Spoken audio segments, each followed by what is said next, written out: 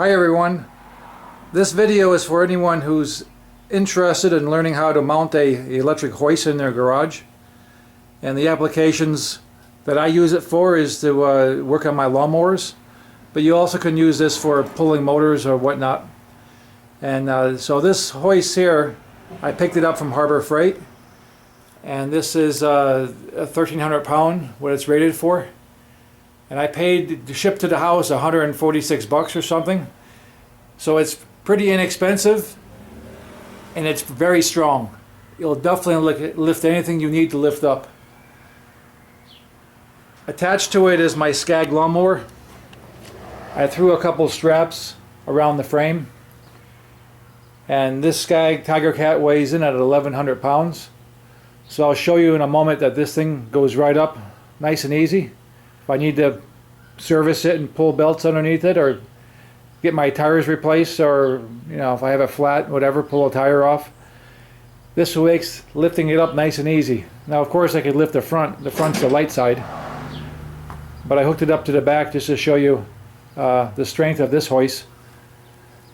Now this garage, to give you guys an idea how to install your hoist if you decide, this happens to be a unfinished garage in the back of my house where I store my lawnmowers. And this is a pretty easy way of doing it right here. How I did it was I went down to the local steel shop, and you see that bar going across. That bar is 12 feet long and it weighs 85 pounds, and it's 1 3/4 inches in diameter. And what I did is I took that bar and I laid it across 7 rafters in this garage. But you have to do more than that. So I took 2x4s, cheap 2x4s I had laying around, and I bolted these things up to the roof rafters, on the bottom and on the top. So as you start to pull down with the weight, it's also going to grab and pull down the roof on top. Makes it a lot stronger this way, and I have these bars put in several places throughout the garage. One thing you guys need to know is they say it in a lot of other videos, but I'll also say it. To get maximum strength out of your cable, you want to run that hoist line, put that hook back to the top of the hoist frame and stick it in that hole on the side. Then as you run it down, you could put it into your second hook over here.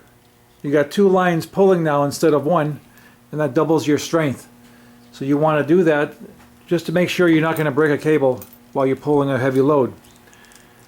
This happens to have my repair links. I made this chain to lift up oddball things. If it's like the collection system for this machine is really wide, so I can put the chains around it and put the straps or whatever. And if I need to balance the weight or something, I could just shift this thing around until I have it how I need it.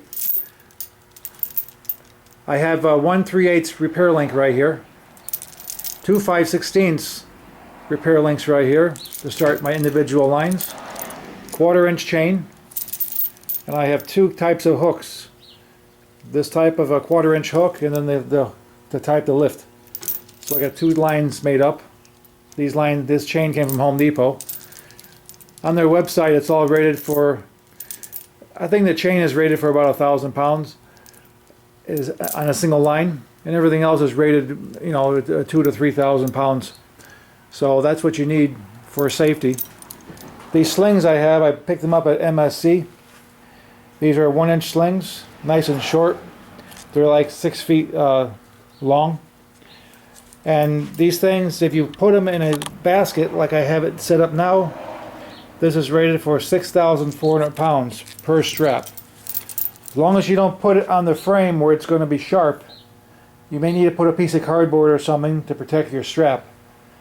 But this is certainly a good way to pick it up without making any scratches to your machine. I'll show you how this inexpensive Harbor Freight hoist lifts up an 1,100 pound lawnmower.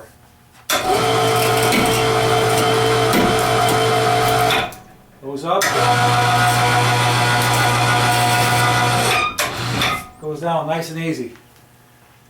So if that's something you're looking for your garage, either to pull engines or work on lawnmowers like I do, I would suggest looking into the Harbor Freight line of hoists. They may serve your needs very well. Alright, thanks for watching.